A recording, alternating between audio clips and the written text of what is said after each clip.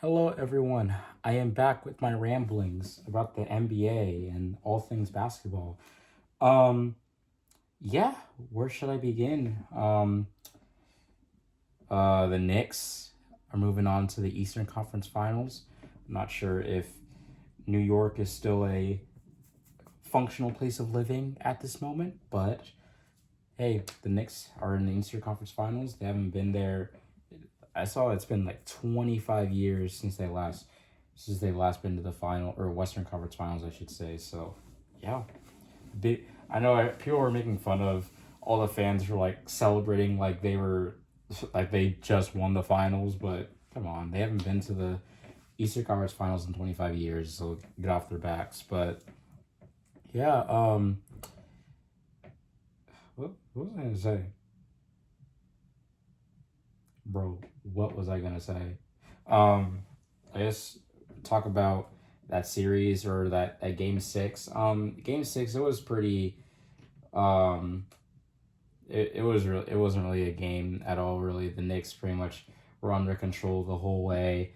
I will say though, it is nice like that Madison Square Garden crowd was so fun to watch. Because it's just a combination of past Knicks players and then diehard fans like Timothy Chalamet, however you feel about him. The man knows ball, and he's a diehard Knicks fan. So yeah, like Timothy Chalamet, Spike Lee, Tracy Morgan, all of them over there, along with the past Knicks players, and just seeing them on the cameras, like them cheering and stuff, and like the whole crowd in general, like cheering every time like something happened was really fun to watch.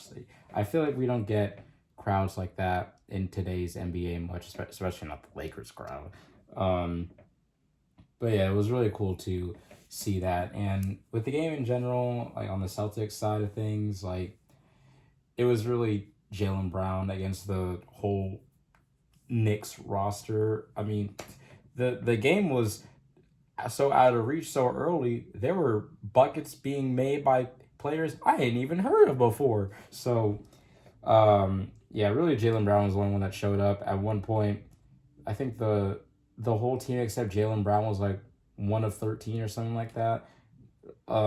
If not, that I just know that that almost everyone was putrid on offense.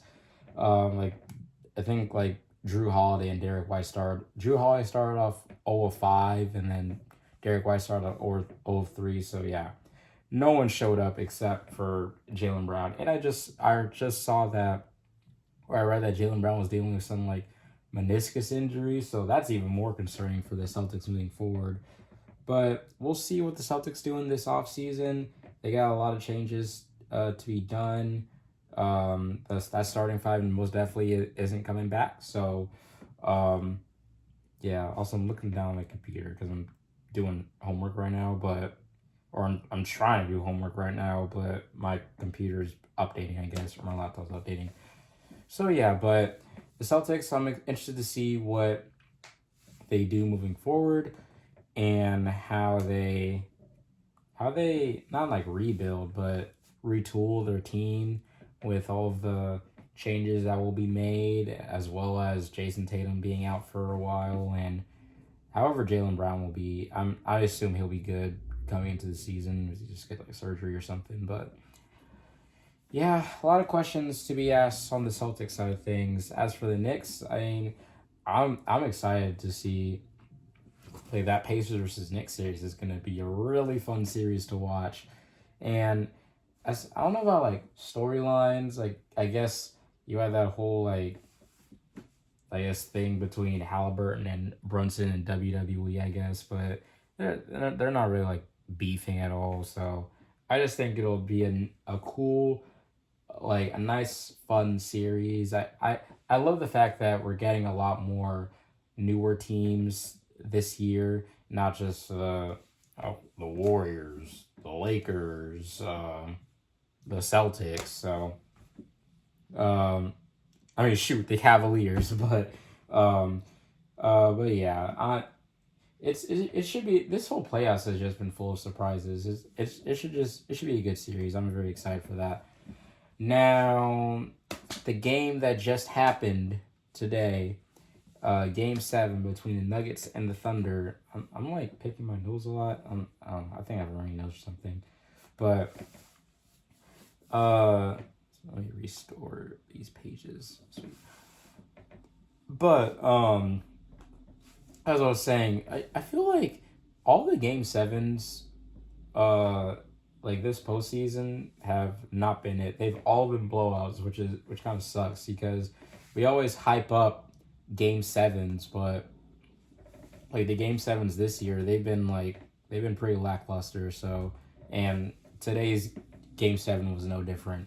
Now Game 6 of this series, I was so ready to start crashing out on Jada because, bro, J-Dub, he's had a pretty bad series against the Nuggets, and last Game 6, you had put up 6 points.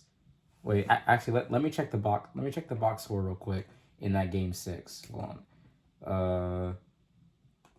My laptop doesn't lag so much. Nuggets versus my nose, jeez. Thunder Game 6. More possible. Yeah, 6. You had 10 assists. Okay, you had 10 assists and 7 rebounds. Not bad, not bad. 6 points. And I'm gonna be honest. I tuned in like I was like kind of tuning in, but I was really like watching like during the fourth quarter, to see that Julian Strother game. But yeah, there was a fast break missed dunk that Jalen Williams missed. That I was like, oh yeah, this team isn't coming back in this game. But I was so mad at Jade of that game. I posted on my Instagram like I want to personally revoke Jalen Williams' All Star title because of this game. But hey, he made up for it. He had like a there was like a sequence. He had like 3 straight buckets off of fast breaks and turnover and him causing turnovers. So he was coming through on the defensive end. And but yeah, that was really the story of the game. Really was the OKC defense and how whatever people say about refs and oh the Thunder were playing overly physical. They were mauling Jokic and almost everything the Thunder was doing was fouls. Let's not argue about that. Like let's put that to the side. The game's over at this point. I don't think it was the refs' fault that the Nuggets were down 30. So yeah, I feel like in my opinion the refs that's a non-factor. But yeah, Jalen Williams was a monster. Not just Jalen Williams, it was also Alex Caruso, most definitely. Alex Caruso, like he guarded Jokic like most of the time, and he held his own pretty well. Whether it was 1-on-1, and he caused a turnover. There was a strip that he got. They didn't strip Jokic, but there was a pass that Christian Brown was throwing to Jokic, and then Caruso fronted Jokic, and Jokic flopped. He was like keeled over, but he fronted Jokic and poked it away to get the steal. So he did a really good job on Jokic, and then like there were some moments where he would Jokic would obviously back him down because it's Jokic and he's way bigger than Caruso, but he would back him down, and then Caruso would get him stagnated a bit, and like because there was a play where Caruso like held his own pretty well, and then Jokic tried to get a layup, or he tried to get the push shot, but he missed it, and he grabbed his own rebound, but then Lou Dort came in and stripped the ball away. So it was just Jokic was just seeing a whole bunch of doubles, triple covers, and also like Alex Caruso was really holding his own, and it pains me to say it as a Laker fan because we had him, we had him. Dang, oh jeez, but we had Caruso, and we let him walk for Taylor Horton Tucker. Like, I'm not gonna get in that soapbox, but Alex Caruso, he's a winning player. He's just a winning player, and yeah, the Nuggets, they look all out of sorts. Like Aaron Gordon tried to play on a grade 2 hamstring injury. I thought he wasn't gonna play because I saw the Shams report before of the a grade 2 hamstring injury usually taking several weeks to recover from, and I was like, oh, Aaron Gordon. I posted on my Instagram story like Aaron Gordon, he's cooked. He ain't playing this game. But he gutted it out, and he actually like wasn't terrible. Like we looked to like OG Anunoby last year, playing on I think he played on a bad hamstring. I distinctly remember Harden in what year was that, in 2021, trying to play on a hamstring injury, and he was awful. The Nets were playing 4v5 that game, but yeah, for what it was worth, he looked pretty good. He had 10 rebounds. 10 or 11 rebounds on the day. Which I saw a stat that was more than Jackson Hayes had the whole Timberwolves series. Um, but dogging on Jackson Hayes' side, respect to Aaron Gordon for trying to compete and leave it all out there. So I had nothing but respect for Aaron Gordon. I thought he was gonna he was definitely risking his career with that move, but hey, he toughened it out, and it didn't look like he really like aggravated anything. He definitely looked like he was laboring. Like he didn't have that like athleticism and explosiveness that we're used to Aaron Gordon having and seeing from him.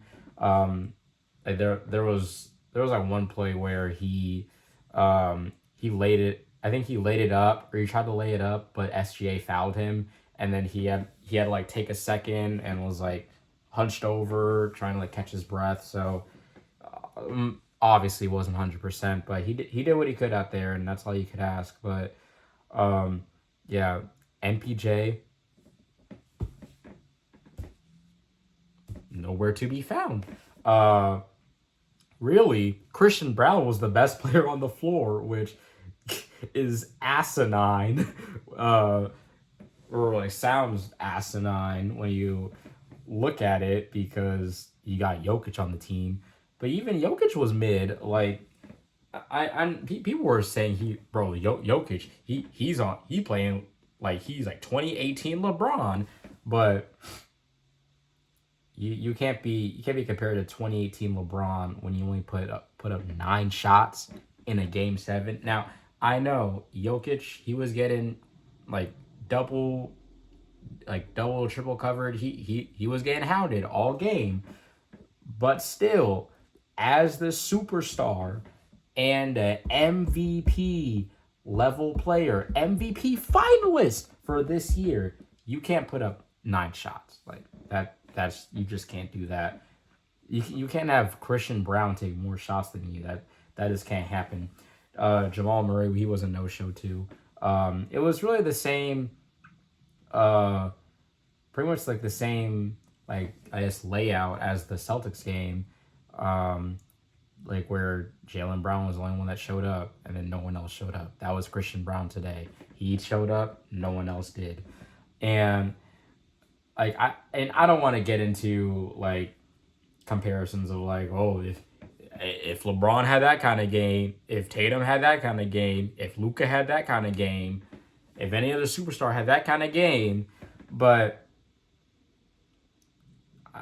we're not keeping that same energy when it comes to Jokic. I mean, we'll say we'll see this performance, but a lot of the timeline is going to be like, Jokic, his team let him down. His team let him down. Jokic did everything he could. Like Jokic is getting mauled, and no one else is stepping up. What are people doing? What are they doing? What's his team doing? And like Jokic, he's been good. I wouldn't say great. He's been good this series. He had that 40 bomb, but that's really like the only like superstar performance I would say that he had this series. And yeah, I'm just saying, like, can we keep that same energy with Jokic? Like, I'm not trying to take away from Jokic as a player, but Jokic is a lot more. He gets a lot more of a pass, like with the media, and maybe not with the media, but at least like with like just the internet in general. And I obviously like Jokic. He's been having to do a bunch of heavy lifting this season because the team was just poorly constructed. Um, so, well, I want it. I mean, I wouldn't say totally poor. I mean, shoot, if Jokic has to drop a 60 point triple double to keep your team in the game, then shoot, the roster is poorly constructed. But yeah, I want people to keep that same energy. And SGA, he had 35. I don't want to look too much into it, that performance, because a good amount of the points came when the game was way out of reach and he was just front running or stat padding. So I don't want to read too much into that. But hey, OKC, they advanced to the Western Conference Finals. The first time since that 2012 season with KD, Harden, Russ and them. Which is funny. Russ gets eliminated by the OKC. How funny that. But OKC versus Minnesota. That'll be an interesting series. We got some interesting Western Conference Finals this year. It's a pretty good year for the playoffs. So, let's see. I don't know what to. I don't really have any like X's and O's or like what to like watch out for. I'm interested to see the defense that is thrown at SGA. Same with the defense against Anthony Edwards. I assume that Jaden McDaniels will most likely be on SGA, and then you'll have a couple possessions where that'll switch to Anthony Edwards guarding SGA, which Anthony Edwards guarding SGA, bro. Like, I'm excited, but it is gonna be interesting because it's gonna be a whole different game plan because obviously Rudy Gobert is not Jokic. He can't do nearly like he can't do half of the things that Jokic can do. So the game plan is going to be a lot more focused on Anthony Edwards. Obviously, he's the best player, and so I obviously expect them to hunt for switches with SGA getting Mike Conley on him. Like that's a no brainer. Maybe even Gobert gets on or is put on SGA at the perimeter, and SGA tries to isolate him, but we'll see how it goes. I'm interested to see how this whole series plays out, but yeah, we're gonna have like these four like series or these four teams, like a championship will be monumental for a lot of them because I think like between because the Thunder, when they were the Seattle Storm, they won a championship, but as a Thunder, they haven't won a championship. The Pacers haven't won a championship, and the Timberwolves haven't won a championship. And the last time the Knicks won a championship was in like the 1970s. So a championship for either one of these teams would be monumental for their franchise. So I'm really excited to see like how the rest of these playoffs turns out. I'm definitely going to be covering them a lot more in depth because we don't have double headers anymore. Sad. So we'll see how everything plays out, and we'll see how I'm excited to watch some good basketball. I'm gonna be taking a lot more notes on that, on like these games, writing about them up until like the finals, and that's all over with, and see like, and I'll try and share what I see. But yeah, I'm excited. And now, what I have been looking forward to, the WNBA season is upon us. I know so many people they're not really tapped in with WNBA. But I keep telling people, watch the WNBA. The WNBA is cool when you watch it. Like, obviously, they get memed on for the missed layups, and the women can't dunk. We need those rims below 10 feet. But hey, if you watch some WNBA games, you will see that you watch an Indiana Fever game. The Indiana Fever are nice now. Watch Caitlin Clark.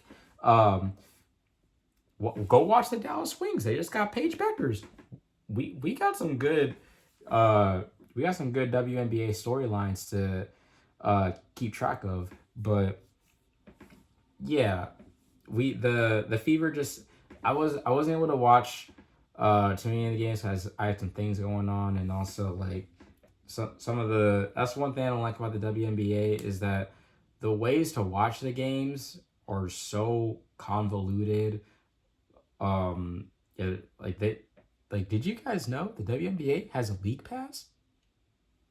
I personally didn't know that, but also I personally don't want to pay however much money for a WNBA league pass. That's just me. So I try to catch like the ESPN like primetime games, and yeah, the Liberty faced off with the Aces. The Liberty got their rings because they were the champions last season. Sabrina Ionescu at 1 of 19. 1 of 19 is absurd, but hey, she got a ring. So what can we say? But yeah, the Liberty they got Natasha Cloud. If you don't know who Natasha Cloud is, she's a good role player. Who she dropped like 22, like 9 assists or 9 rebounds, something like that. She had a really good stat. She filled out the stat sheet. She has like a Josh Hart type of like comp, like type of comparison. She's like a Josh Hart type of player, so that'll put you guys more into perspective on the type of like player that she is. But yeah, especially with one of their key role players after the season with Benaja, a good acquisition for the Liberty. So the Liberty with Brianna Stewart and John Cole Jones and Sabrina Ionescu, they're good, obviously title favorites and favorites to win the championship. But yeah, anyway, moving on. There was also the Sparks. Now my WNBA team, me personally, I'm a bandwagon Liberty fan. When they got Brianna Stewart, I bandwagoned to them because I was a Storm fan. I was rooting for Sue Bird, but I bandwagoned with Brianna Stewart over to the New York Liberty. So New York Liberty, that's my team. But as a Los Angeles sports fan, I am tapped in with I try to keep tabs on the Los Angeles Sparks, and they got Kelsey Plum. If you don't know who Kelsey Plum is, she was the point guard for the Aces, all-star point guard, I might add, and she was one of like the bigger signings of the WNBA offseason, which it was also like a really busy offseason as well for the WNBA as a whole. But yeah, she dropped 30. I think she dropped like 37 or like 38 or something like that, and she had like 5 steals. She went crazy. But I'm excited to see the Sparks moving forward as well. I am sad though because I really want to see Cameron Brink play again. Not for like those reasons, but I feel like because she left a lot to be desired because she got injured fairly early into her rookie season, and so like personally, if she played that whole season, I feel like she would have been at least like runner up for rookie of the year. I don't think she would have beaten.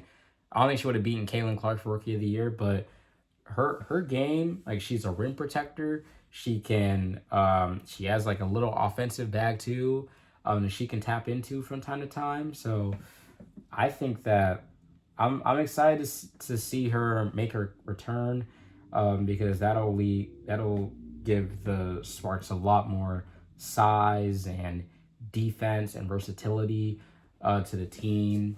And just, bro, a Kelsey. We already got it with like, because like we already got they already got De'Arica Hamby, but also De'Arica Hamby, another good player. You guys should tune into her. Also all-star player. Um, but like a Cameron Brink Kelsey Plum combo, like, bro, I was so excited for that. I thought she came back the first game, but she had an ACL injury, by the way. But um, I was looking at reports. There's still no like timetable on her return, but she was getting some like on court stuff in. So we're not sure when she returns, but I'll be awaiting her return. Um, but yeah, I'm excited to see what the Sparks do. They did just lose to the Minnesota Lynx, but Minnesota Lynx, that's a tough team to go up against. If you don't know the Lynx, they were in the finals last season to Liberty beat in the finals, and they also got an MVP favorite. At least like what everyone have been speculating or have been saying that she'll be the MVP in Napheja Collier. And yeah, I'm interested to see. So it's a tough team to go up against, but aside from that, I'm excited to see how the Sparks team does. I think they'll make the playoffs. I think they'll make the playoffs. So yeah, we'll see. I'm excited for them. And then the Indiana Fever are gonna be so fun to watch. They just had their game yesterday against the Chicago Sky on ESPN, which they had to do that. Caitlin Clark Angel Reese matchup, that's always got to be national television. And just the Indiana Fever, they look like such a smooth, fluid team. Obviously, it's the first game, so there are a lot of like kinks to iron out and some growing pains, and still got to get used to each other with some of the new like acquisitions that they got with like Natasha Howard, and they got DeWanna Bonner. She's a WNBA legend, pretty much, and she also is now third all time in scoring, in points for the WNBA all time. So congrats to her. But yeah, I think that the Indiana Fever are going to be such a fun team to watch. They're the offense will come with time, but even then, they displayed some pretty good offense. The defense was the thing I was the most surprised about, especially with Caitlin Clark. She had like 5 stocks. She had like 4 steals, and a block or something like that. Actually, let me look up her stat line. She also had a triple double too, and which was the first triple double in WNBA history in a season opener, which was pretty nice. I can't lie, but let me look at this box score. Let's see, Indiana Fever versus Chicago Sky. Box score. Here we go. ESPN. Let's see, box score. Where's she at?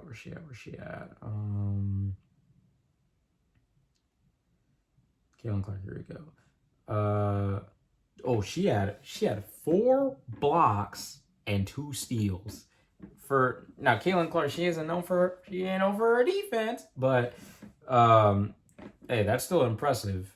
And you could tell they were all really locked in on the defensive end. Natasha Howard, she's already gonna be a menace defensively. She's just like a switchable type of player. As far as on the defensive end, I see her. She's more like a Jada McDaniels type of player.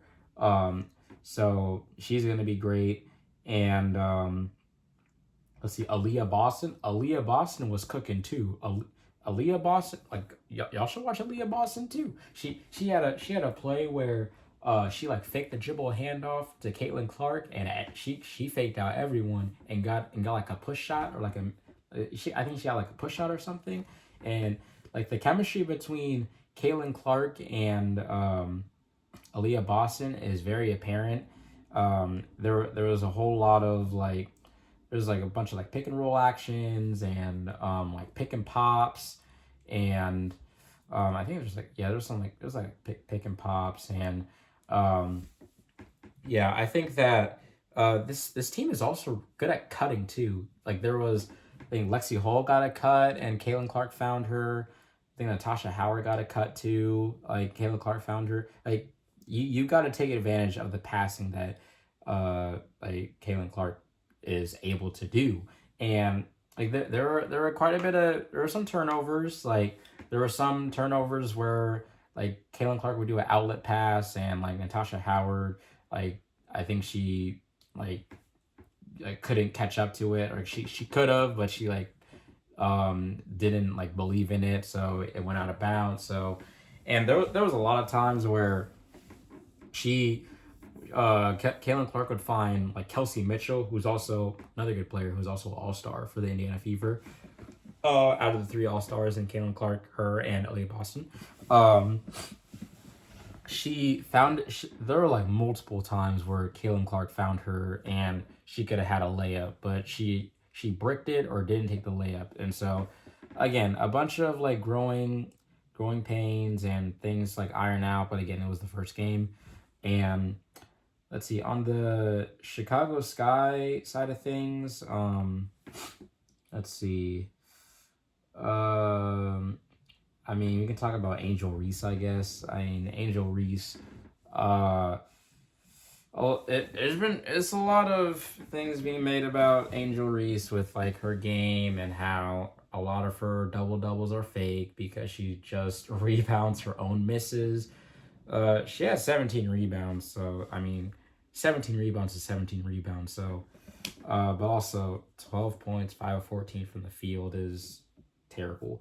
Um, but yeah, there she had 5 turnovers too. Dang, I didn't realize that. Which actually to the 5 turnovers, I was noticing that in the first, it was like in the first half. Um, yeah, it was like in the first half that she she was bringing the ball up and trying to initiate the offense. And I get the Chicago side, they got a new coach, and I don't know if that's one of his plans for Angel Reese to expand her game is for her to be more of a facilitator and like creator for others. But obviously right now it's not it because Angel Reese she can't handle the ball. She can't handle the ball. It's just gonna result in a turnover because like there were so many times I was like, why is Angel Reese bringing the ball up? And um it would just get she would just turn the ball over.